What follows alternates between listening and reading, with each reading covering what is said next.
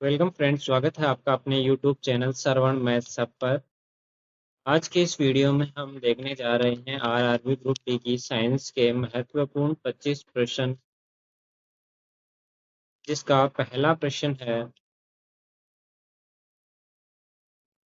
दो तत्वों को समभारिक के रूप में क्या परिभाषित करता है?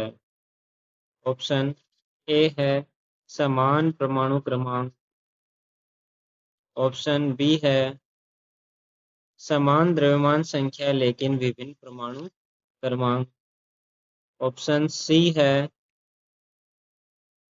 न्यूट्रॉनों की समान संख्या, ऑप्शन डी है इलेक्ट्रॉनों की समान संख्या। दो तत्व समभारिक कब कहलाते हैं? जब उनके द्रव्यमान संख्या समान होती है लेकिन परमाणु क्रमांक भिन्न भिन्न होते हैं। इनके जो भौतिक गुण है वो समान होते हैं लेकिन रासायनिक गुण भिन्न भिन्न होते हैं। एग्जाम्पल के लिए हम देखेंगे ऑर्गन और कैल्शियम। इसका परमाणु क्रमांक होता है 18 और इसका परमाणु क्रमांक होता है कैल्शियम का 20, जबकि इनकी जो द्रव्य है वो समान होती है 40-40। यानी हम बात कर रहे हैं ऑर्गन और कैल्शियम की। ऑर्गन और कैल्शियम जो है उनके परमाणु का जो द्रव्यमान संख्या है वो समान है, इसलिए यहाँ जो इसका राइट आंसर हो जाएगा समभारिक होने के लिए समान द्रव्यमान संख्या लेकिन विभिन्न परमाणु क्रमांक। यहाँ देखो ऑर्गन और कैल्शियम का परमाणु क्रमांक भिन्न भिन्न है जबकि द्रव्यमान संख्या समान है, तो इसका राइट आंसर हो जाएगा ऑप्शन बी। इसके बाद नेक्स्ट प्रश्न है प्रश्न संख्या 2। किसी चालक का प्रतिरोध रिक्त स्थान पर निर्भर करता है। ऑप्शन ए है केवल लंबाई और अनुप्रस्थ परिच्छेद के क्षेत्रफल, ऑप्शन बी है इसमें प्रवाहित धारा, ऑप्शन सी चालक पर प्रयुक्त वोल्टेज, ऑप्शन डी है लंबाई अनुप्रस्थ परिच्छेद के क्षेत्रफल, चालक के पदार्थ और तापमान। दोस्तों यहाँ प्रतिरोध के बारे में पूछा गया है, तो प्रतिरोध जो है उसको हम लिखते हैं आर से। आर बराबर होता है रो एल अपॉन ए। तो यहाँ से प्रतिरोध जो है लंबाई और अनुप्रस्थ परिच्छेद के क्षेत्रफल, और साथ में जो प्रतिरोधकता दे रखी है रो को इस प्रकार से डिनोट करते हैं। रो जो है वो चालक के पदार्थ और तापमान पर डिपेंड करता है, इसलिए यहाँ जो आर है वो लंबाई अनुप्रस्थ परिच्छेद के क्षेत्रफल चालक के पदार्थ और तापमान पर। तो यहाँ इसका राइट आंसर हो जाएगा ऑप्शन डी। यदि यहाँ प्रतिरोध की जगह प्रतिरोधकता होता तो इसका आंसर केवल आता चालक के पदार्थ और तापमान पर। प्रतिरोधकता जो है वो केवल चालक के पदार्थ और तापमान पर निर्भर करती है, जबकि प्रतिरोध जो है वो लंबाई अनुप्रस्थ परिच्छेद के क्षेत्रफल चालक के पदार्थ और तापमान इन सभी पर निर्भर करता है। तो यहाँ इसका राइट आंसर हो जाएगा ऑप्शन डी। इसके बाद अगला प्रश्न है प्रश्न संख्या 3। कौन सा जंतु इंफ्रासाउंड का उपयोग करके संचार करने के लिए जाना जाता है? ऑप्शन ए चूहा, ऑप्शन बी गेंडा, ऑप्शन सी डॉल्फिन और ऑप्शन डी है चमगादड़। जो इंफ्रासाउंड होती है उनका प्रयोग करते हैं हाथी, व्हेल, गेंडा, दरियाई घोड़ा, जिराफ और कबूतर। तो यहाँ इसका राइट आंसर हो जाएगा गेंडा, जबकि चमगादड़ जो है वो अल्ट्रासोनिक तरंगों का प्रयोग करती है। तो यहाँ इसका राइट आंसर हो जाएगा ऑप्शन बी गेंडा। इसके बाद अगला प्रश्न है प्रश्न संख्या 4। विस्थापन अभिक्रिया के पीछे प्राथमिक रासायनिकी क्या है? ऑप्शन ए दे रखा है एक तत्व यौगिक से दूसरे तत्व को विस्थापित करता है, ऑप्शन बी है दो अभिक्रियक मिलकर एक उत्पाद जनित करते हैं, ऑप्शन सी यौगिक दो या अधिक घटकों में विघटित हो जाते हैं, ऑप्शन डी है दो पदार्थों के बीच आयन विनिमय होता है। तो यहाँ हम जानते हैं विस्थापन जो अभिक्रिया है उसमें एक तत्व जो है वो यौगिक से दूसरे तत्व को विस्थापित करता है। तो यहाँ इसका राइट आंसर हो जाएगा ऑप्शन ए। इसका हम एक उदाहरण देखते हैं। यहाँ Fe की अभिक्रिया करवाते हैं CuSO4 से, तो उत्पाद के रूप में हमें मिलेगा। यहाँ जो Fe है वो अधिक अभिक्रियाशील तत्व है और Cu कम अभिक्रियाशील है, इसलिए ये Fe क्या करेगा, यहाँ Cu को विस्थापित कर देगा, यानी दूसरे यौगिक के तत्व को विस्थापित कर देगा। तो यहाँ हमें प्राप्त होगा FeSO4 प्लस Cu। तो इसके बाद अगला प्रश्न देखते हैं, प्रश्न संख्या 5। द्विविस्थापन अभिक्रिया में अभिकारकों के बीच किस प्रकार के आयनों का विनिमय होता है? ऑप्शन ए है धनात्मक धनात्मक और ऋणात्मक ऋणात्मक दोनों आयन। ऑप्शन बी है धनात्मक ऋणात्मक आयन। ऑप्शन सी है ऋणात्मक ऋणात्मक आयन और ऑप्शन डी है धनात्मक धनात्मक आयन। तो यहाँ इसका राइट आंसर हो जाएगा ऑप्शन बी, धनात्मक ऋणात्मक आयन। द्विविस्थापन जो अभिक्रिया है उसमें अभिकारकों के बीच धनात्मक ऋणात्मक आयनों का विनिमय होता है। इसके लिए हम एक अभिक्रिया देखते हैं। Na2SO4 की अभिक्रिया करवाते हैं BaCl2 से। तो यहाँ देखो जो सोडियम है Na+ वो Cl- को,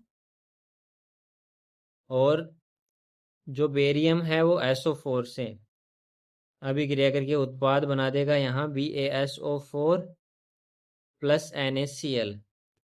तो देखो यहाँ धनात्मक ऋणात्मक धनात्मक ऋणात्मक आयन प्राप्त हो जाएंगे हमें।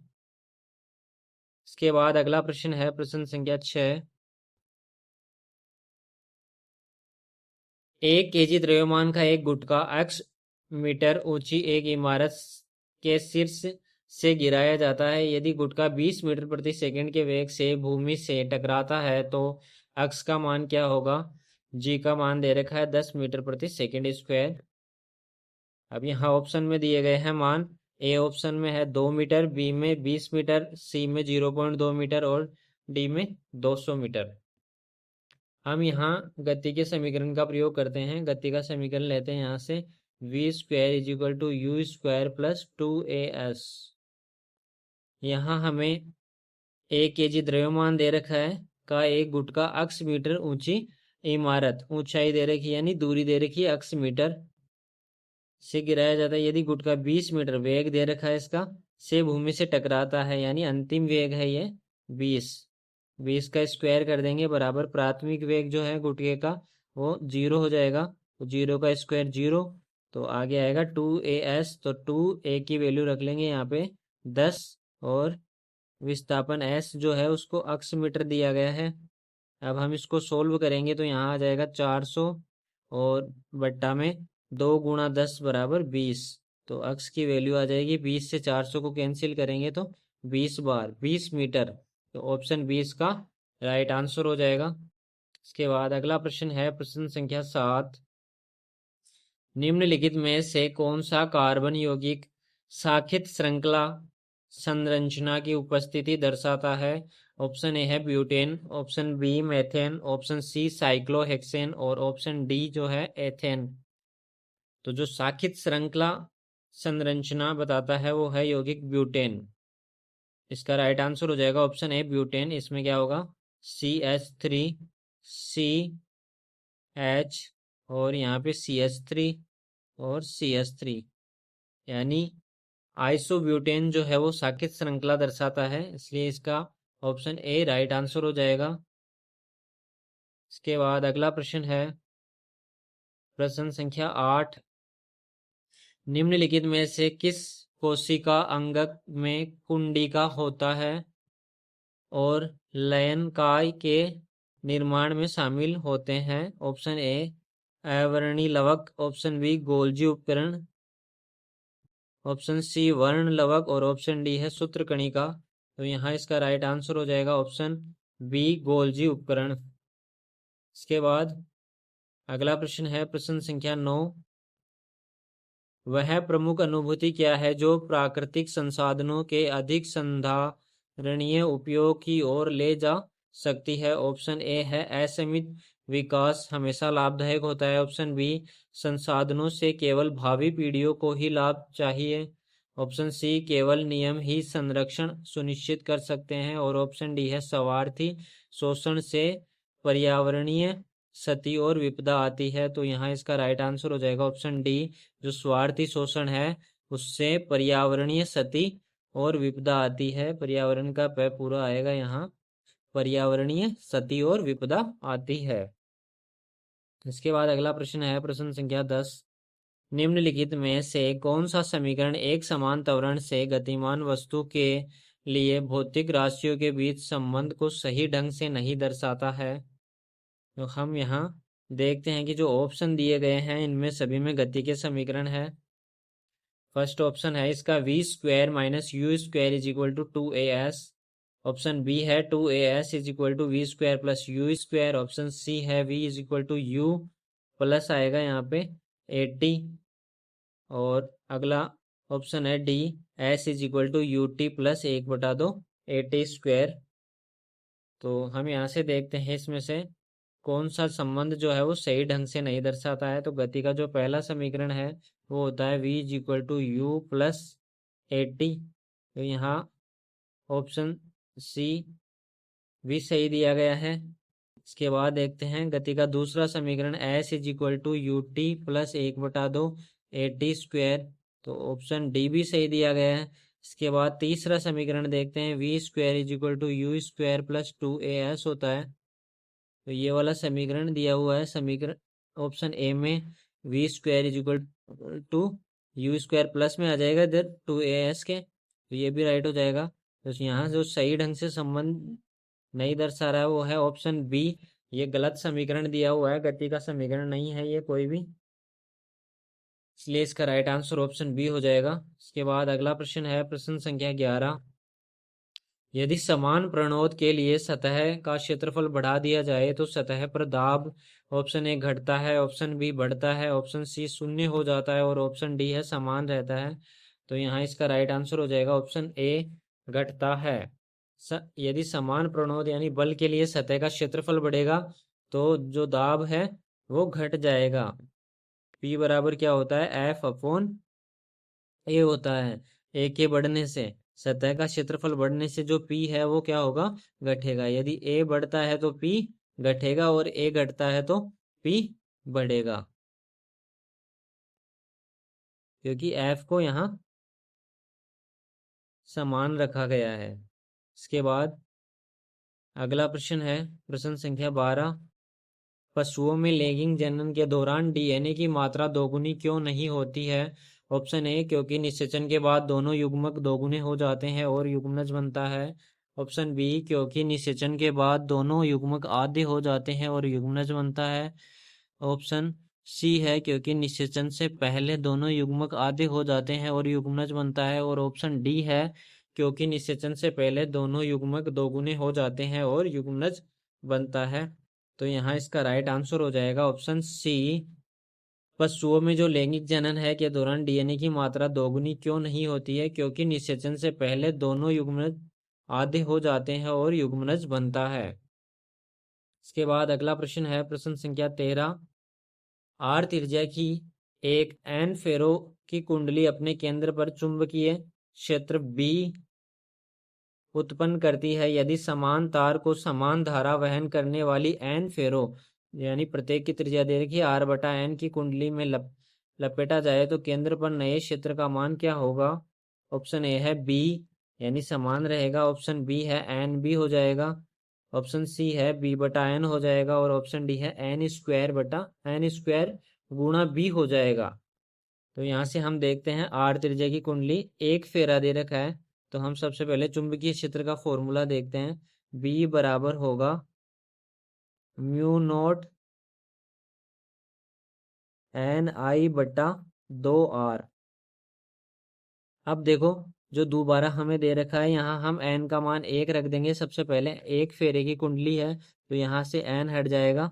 और उसके बाद चुंबकीय क्षेत्र B, यदि समान तार को समान धारा वहन करने वाली n फेरों और त्रिज्या n फेरों की, अब की बार जो फेरे दे रखे हैं वो n है तो म्यू नोट हो जाएगा। और एन आई बट्टा 2 आर का मान दे रखा आर बट्टा एन, तो बट्टा वाला एन जो है वो ऊपर चला जाएगा तो एन स्क्वायर हो जाएगा यहाँ पे। तो हम देखते हैं इसमें और इसमें क्या अंतर है। पहला जो चुंबकीय क्षेत्र था वो म्यू नोट आई बटा 2 आर था, तो यहाँ से अलग कर लेंगे एन स्क्वायर को, तो म्यू नोट आई बटा 2 आर जो है उसकी जगह बी आ जाएगा। तो जो नया चुंबकीय क्षेत्र है वो बन जाएगा उसके पुराने वाले का एन स्क्वायर गुना, यानी एन स्क्वायर बी। तो ये वाला जो राइट आंसर है इसका ऑप्शन डी हो जाएगा, एन स्क्वायर बी। इसके बाद अगला प्रश्न है प्रश्न संख्या 14। निम्नलिखित में से कौन सी विधि मैथुन के दौरान यौन संचरित रोगों के संचरण की रोकथाम सुनिश्चित करती है? ऑप्शन ए डिंब वाहिनी उच्छेद, ऑप्शन बी शुक्रवाहिकोच्छेदन, ऑप्शन सी मौखिक गोलियों का उपयोग, और ऑप्शन डी है कॉन्डोम का उपयोग। तो यहाँ इसका राइट आंसर हो जाएगा ऑप्शन डी। कॉन्डोम का उपयोग जो है वो मैथुन के दौरान यौन संचरित रोगों के संचरण की रोकथाम सुनिश्चित करता है। इसके बाद अगला प्रश्न है प्रश्न संख्या 15। एक वाद्य यंत्र बनाने के लिए पीतल के एक नमूने को पिघलाकर साँचे में डाला जाता है। निम्नलिखित में से कौन सा कथन सही ढंग से वर्णन करता है कि पीतल को समवांगी मिश्रण के रूप में क्यों वर्गीकृत किया गया है? ऑप्शन ए है पीतल के घटक समान रूप से वितरित होते हैं और उन्हें दृष्टिगत रूप से अलग नहीं किया जा सकता। ऑप्शन बी है पीतल के घटक रासायनिक रूप से बंधे होते हैं और उन्हें पृथक नहीं किया जा सकता। ऑप्शन सी पीतल केवल एक प्रकार के परमाणु से बना होता है और इसलिए यह एक समान दिखाई देता है। ऑप्शन डी है पीतल जिंक और कॉपर की अभिक्रिया से निर्मित यौगिक का एक उदाहरण है। तो यहाँ इसका राइट आंसर हो जाएगा ऑप्शन ए, पीतल जो है के घटक समान रूप से वितरित होते हैं और उन्हें दृष्टिगत रूप से अलग नहीं किया जा सकता। इसके बाद अगला प्रश्न है प्रश्न संख्या 16।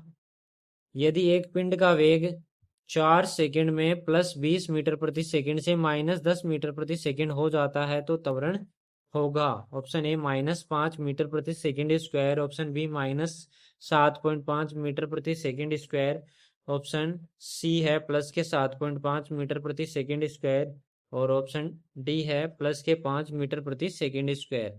तो यहाँ हम गति के प्रथम समीकरण का प्रयोग करते हैं, v is equal to you plus 80।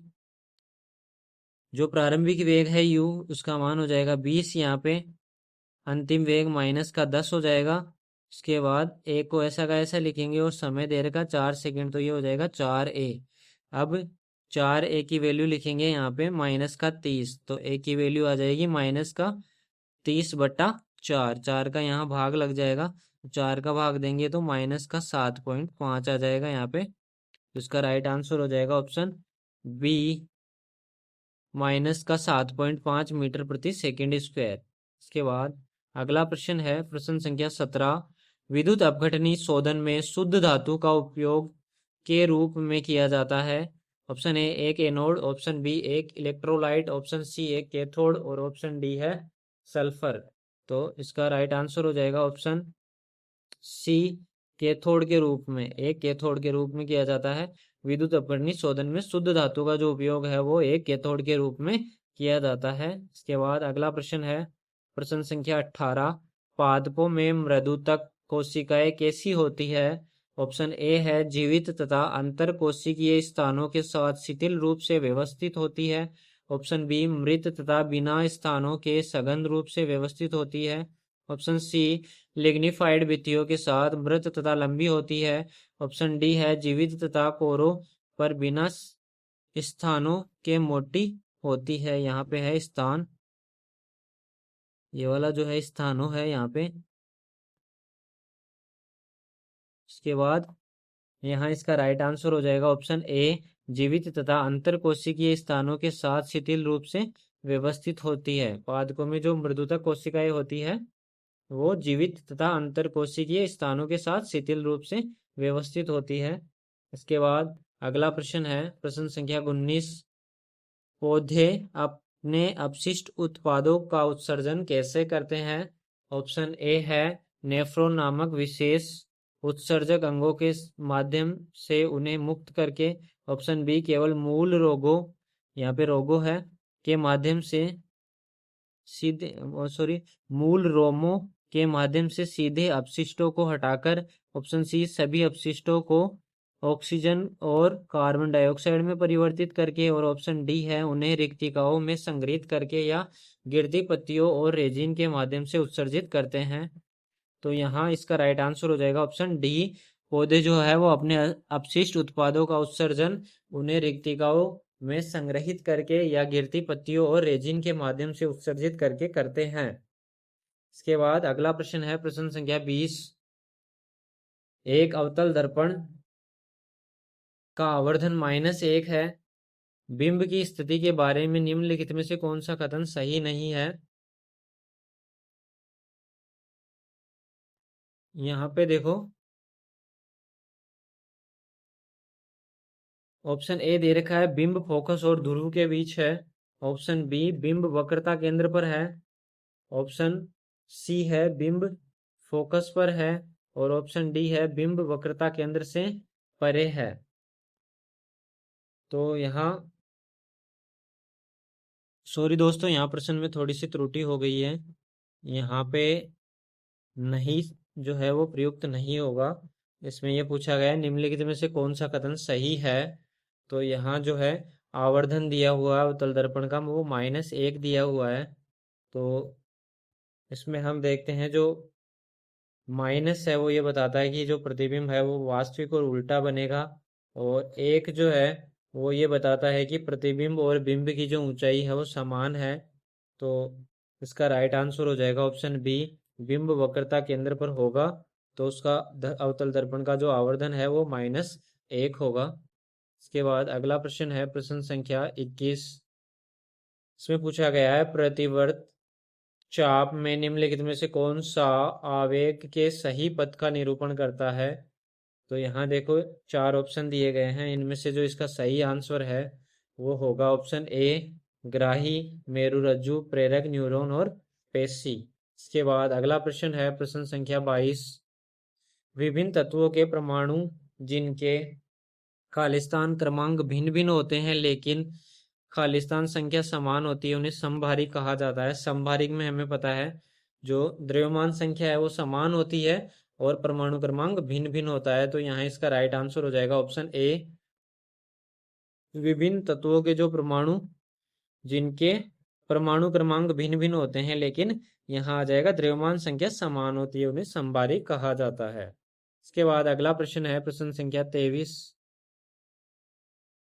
इसमें पूछा गया है निम्नलिखित में से कौन सा विकल्प पुष्प की प्रजनन प्रणाली का सबसे अच्छा वर्णन करता है? ऑप्शन ए दे रखा है पुंकेसर में परागकोश और तंतु दोनों शामिल होते हैं। ऑप्शन बी पराग का निर्माण बीजांड में होता है। ऑप्शन सी बीजांड पुंकेसर में स्थित होता है। और ऑप्शन डी है स्त्रीगेशन नर भाग के रूप में कार्य करता है। तो यहाँ इसका राइट आंसर हो जाएगा ऑप्शन ए, पुंकेसर में पराग कोश और तंतु दोनों शामिल होते हैं। इसके बाद अगला प्रश्न है प्रश्न संख्या 24। साबुन के अणु निर्मलन क्रिया करने के लिए स्वयं को किस रूप में व्यवस्थित करते हैं?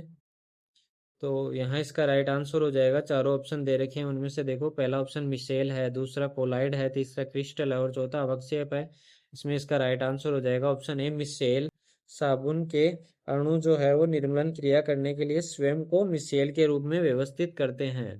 इसके बाद इसका लास्ट प्रश्न है प्रश्न संख्या 25। एक लेंस की समता के व्युत्क्रम के रूप में व्यक्त की जाती है। ऑप्शन ए है उसकी मोटाई, ऑप्शन बी उसकी त्रिज्या, ऑप्शन सी उसके व्यास और ऑप्शन डी उसकी फोकस दूरी और वो भी मीटर में। तो हम जानते हैं एक लेंस की जो समता होती है उसका फॉर्मूला होता है P बराबर 1/f। एफ जो है वो फोकस दूरी होती है और ये इसमें होती है मीटर में। तो यहाँ किसके व्युत्क्रम के रूप में लिखा जाएगा? उसकी फोकस दूरी, यानी ऑप्शन इसका डी जो है वो सही हो जाएगा आंसर। फोकस दूरी के व्युत्क्रम के रूप में व्यक्त किया जाता है और फोकस दूरी मीटर में होती है। दोस्तों ये थे आरआरबी ग्रुप डी की परीक्षा के लिए महत्वपूर्ण 25 प्रश्न। दोस्तों यदि ये वीडियो आपको पसंद आया हो तो इस वीडियो को लाइक कीजिए, अपने दोस्तों में ज़्यादा से ज़्यादा शेयर कीजिए। यदि आप इस चैनल पर नए हैं तो अपने इस चैनल श्रवण मैथ हब को सब्सक्राइब करना और इस वीडियो को पूरा देखने के लिए आप सभी का धन्यवाद।